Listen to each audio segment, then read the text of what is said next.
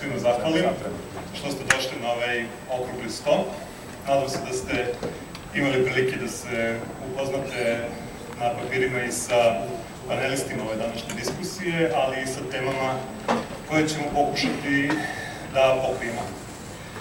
Ja ću se sada prebaciti na engleski zbog naših dragih gostiju iz inostranstva i, da kažem, ostala diskusija bi mogla i trebala da bude na engleskom, obzirom da danas nemamo simultani prevod. Pre svega, volao bih da predstavim paneliste. So, from Telefor International, we have Janusz Gergely and Csaba Fuzsesi. From GTS, we have Zsolt and István. From Antel, we have Mr. Paul Beres. From Interut company, Ljubica Denić. From Ankotel company, Mr. Ernst Günther Zin. Vojko Rovera from Nuba. And here in the audience, we have Branko Mitrović and Biljana Šapović from Telfor Serbia. Also, I would like to welcome Deputy Minister, Professor Irini Reljin, which will take active part in the presentation and the discussion. So,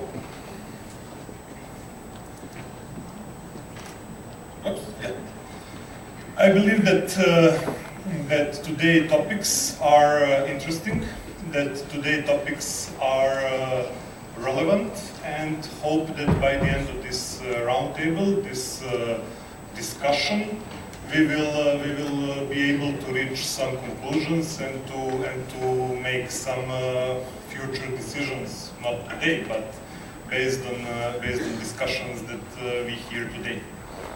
So, we have topics of legal framework, we have topic of challenges of low ARPU market. Then we will try to discuss different models of entrance into new telecommunication markets, that is mergers and acquisitions, partnering with existing operators, establishing virtual POPs in the carrier-neutral environment, and rollout of own infrastructure. Then one of the topics which is very important in reality, that is a relationship with existing and especially with SMB operator. Simply, the new operator on the market bring new values, but also new operator on the market faces challenges. This decision to enter the new market is not an easy one. So today, we will all try to put some more light on the decision-making process of entering new markets.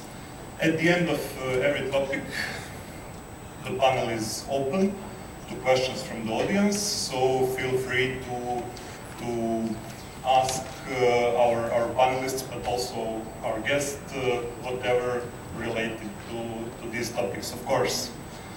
At the end, we will try to summarize. I don't believe we will have some conclusions, but in the later stage, probably some good decisions will arise from this roundtable and this exchange of information. I would kindly ask Professor Reljin to start this discussion by presenting the legal framework which government established in the previous period. Thank you.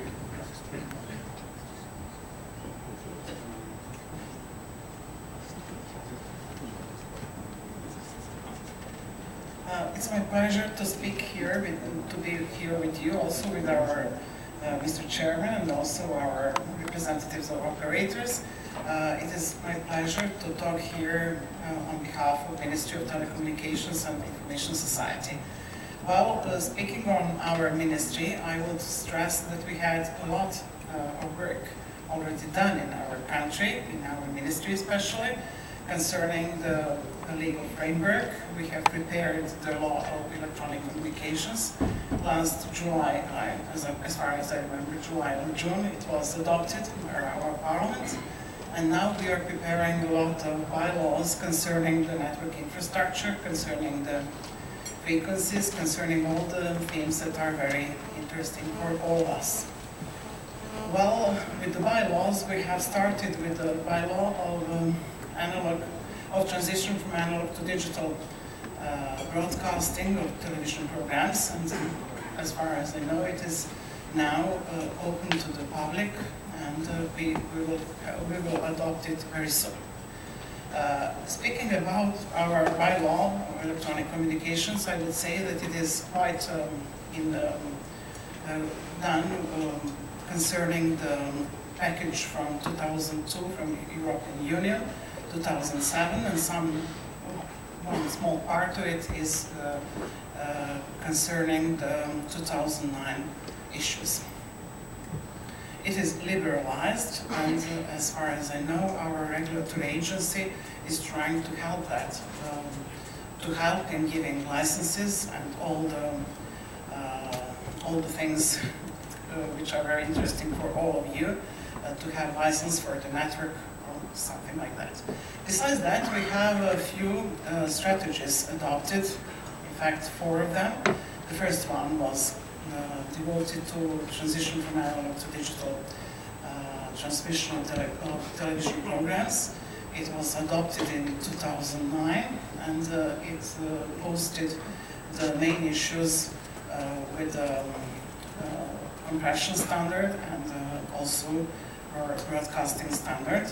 We have chosen the 2012 as year for digital switch off. We are also working very much on that transmission network, in fact on distribution network. In this time we are very glad to say to all of you that we are finishing in fact the first part of our equipment, tender equipment. So we will have in June or something like that, 2011, we will have the first pilot project in DVB-T2 and Telfor standard for digital broadcasting. We have also prepared the strategy for improving the domestic industry, national industry in telecommunications, and we have prepared the things that are concerning the, for instance, production of set-top boxes, and we are just working on that also. We have prepared the strategy for broadband access. It was adopted last year.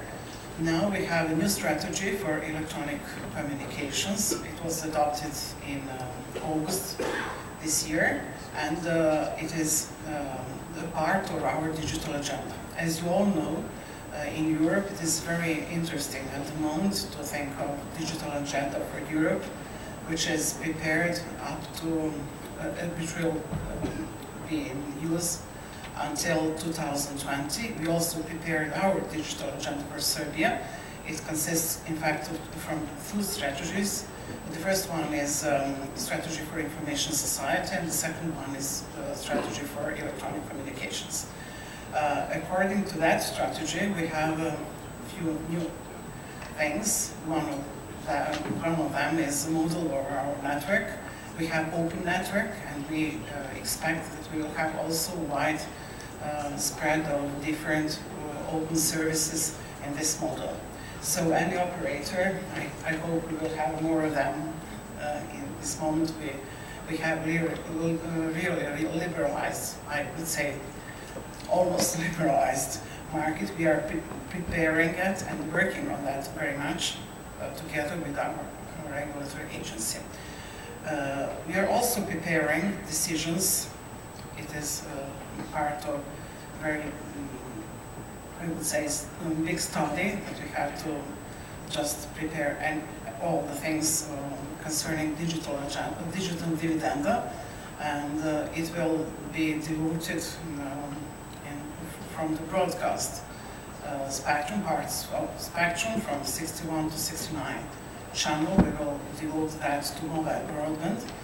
Also, we are preparing some channels under that limit of 61 channel for digital dividenda too.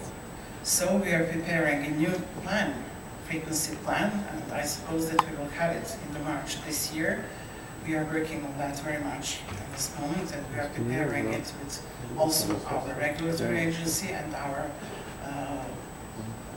interested parties, which are operators. We will have a new working group on that, and we will finish that, I suppose, in March.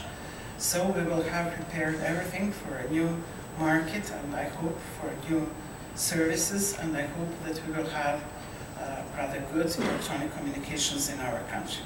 I wish you a good working day. I wish you good decisions, and I invite you all, especially new operators, to invest here in our country, because I really believe that it will be open market and that it will be liberalized market. Thank you very much.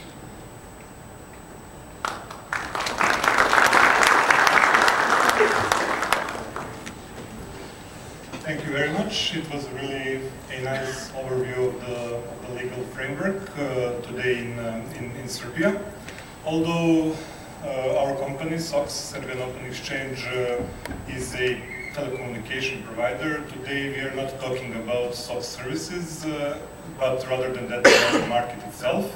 But I would like to stress out that my personal experience with Ratel and with Ministry is simply easy. I submitted all the necessary documents, and in less than 15 days my request for permission for data transmission was granted. Simple as that. Today Ratel issued more than 10, if I'm correct, cross-border permissions. There are many internet service providers, many voice over IP providers, and every day new companies are getting their permissions, but also some unfortunately, let's say, lose their permissions, either due to business or some other reasons. So the market is very vivid. The market is open in reality. It is simply the question what would be the addressable telecommunication market, which leads us slowly to the second topic, which is challenges of low ARPU markets. Would anybody of you like to say a couple of words, or I will give a couple of words? Okay. So low ARPU market means really that customers and users cannot pay hundreds of euros or thousands of euros for their services. And in such markets, as neighboring markets, Romania, Bulgaria, Macedonia, simply the whole business attitude, the whole process is in line with the capability of the market, with capability of customers to pay for the services. On one hand, it is difficult, it is challenging, because you have to start your business with comparably low revenues. But then, on the other hand, the well-established operators, such as here Telenor, VIP, Telecom, can simply enjoy the natural growth of revenues as GDP grows, as new services are introduced, etc., etc. So, coming back to the topic, challenge of low ARPU markets is also at the same time great opportunity to capture a part of the market, to be well established with the services, and then to wait for the growth. Today we speak mostly with backbone operators, but also with internet service providers, internet transit providers, but also Mr. Zin from Amkotel. Amkotel is a very specific company which deals directly with interconnection issues of telecommunication operators. So maybe this